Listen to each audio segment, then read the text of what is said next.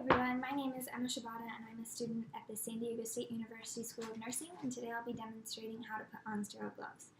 Before I go into the actual demonstration, I'm going to first talk a little bit about when you may use sterile gloving and the steps that you should take prior to putting on your sterile gloves. So sterile gloves are used whenever you're performing any sort of surgical aseptic procedure. So this ranges from OR procedures like an appendectomy or a hysterectomy to the insertion of an indwelling or Foley catheter. So before you put on your sterile gloves, you want to make sure you have all the necessary supplies for your procedure in your sterile field or at the bedside table if you're doing a bedside procedure. Also, at this time, if you need to add any items like a 4x4 or gauze or any sort of sterile fluid into the field, you want to do this now, because once you have your sterile gloves on, you cannot touch anything that is not sterilized, or else you'll have contaminated the field and you'll have to start the process from the beginning. So now we are ready to start the demonstration. The first thing that you want to do is remove any jewelry from your hands. So I don't have any on right now, but this includes rings, bracelets, watches, anything on your hands or wrists that is going to be covered up with the glove that might puncture the glove and lead to contamination. Next, you're going to perform hand hygiene, so you're going to wash your hands. Hand washing time varies from 20 seconds to 2 to 3 minutes with bioscrub if you're doing a surgical procedure. But for the sake of this demonstration, we are going to assume that I have already washed my hands and I'm ready to move on to the next step, which is to ensure that the table that I'm working on is at or above waist level. When you're working with anything sterile, everything has to be kept at or above waist level, and if at any time you lose sight of any objects in your sterile field, you have to assume that it's been contaminated just for patient safety, and you'll have to start the process from the beginning. So now we are ready to actually start the demonstration with the gloves. So the first thing I like to do is you're going to want to check the packaging for any puncture marks, any cuts, rips, or tears that could have contaminated the sterile gloves. So my packaging looks good, and the last thing that I like to check is the expiration date. You want to make sure that the gloves that you're working with have not yet expired, and the expiration date is shown next to a little hourglass. So now we are going to open the sterile glove packaging, and as you can see, there's sort of two flaps at the top that are already left open, and you're going to peel them back like a banana to expose the inner packaging with the gloves. So now I'm going to slide that out onto a clean surface, and I'm going to open it up. Now I'm going to counter crease the top and bottom folds to prevent the paper from folding back in on me and contaminating my gloves.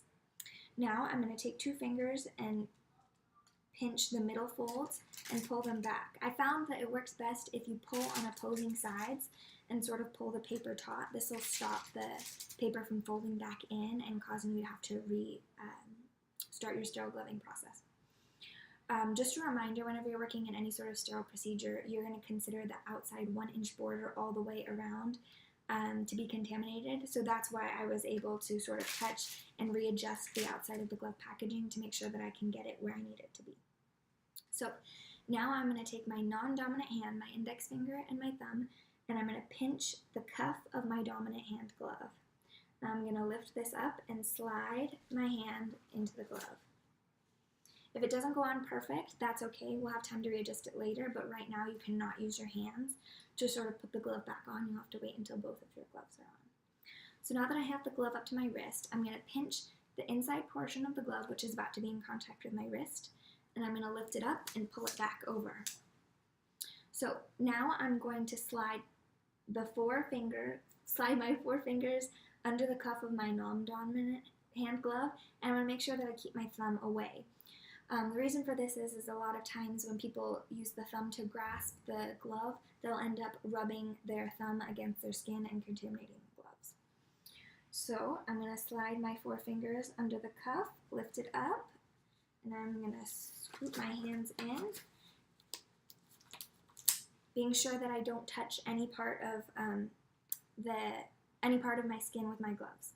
So now that I have both my gloves on, if I had 2 of my fingers in one glove hole or something like that, now is the time where you can readjust, make sure the gloves are where you want them and the fit's good. The last thing I like to do is I like to interlace my fingers to ensure that my gloves fit good and I have good feeling on my fingers. So now that you have your gloves on, whenever you are walking in a hallway, not in a hallway, but if you're walking across the OR or across your room, if you're doing a bedside procedure, you want to make sure that you keep your hands above waist level, because just a reminder, anything below waist level is considered contaminated. So now we are going to assume that I have just done my procedure and I'm back and I'm ready to take off my gloves. So the first thing you're going to do is you're going to use 2 fingers and pinch the palmar surface of one of your hands and lift up. Then you're going to kind of pull the glove off, and it's going to roll in like that. Pull it off, and you're going to crumple it up in a little ball. Now, I don't want to touch any of the outside surface of my gloves to take this other glove off. So what I'm going to do is I'm going to slide 2 fingers underneath the cuff of the other glove, and I'm going to lift up and pull over. This is going to now trap any sort of bodily fluids, anything that could have been contaminated on my gloves. It's going to trap it inside, so I'm now not in contact with it. So the final step, or now you're going to dispose of these in biohazard, of course, I forgot to mention that.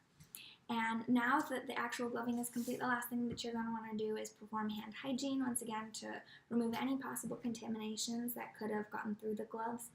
You want to make sure you get any microorganisms, anything off your hands before you proceed back out into your to your unit or wherever it is that you're working. And that is the end of my demonstration, and that is how you put on gloves, sterile gloves. Thank you for watching.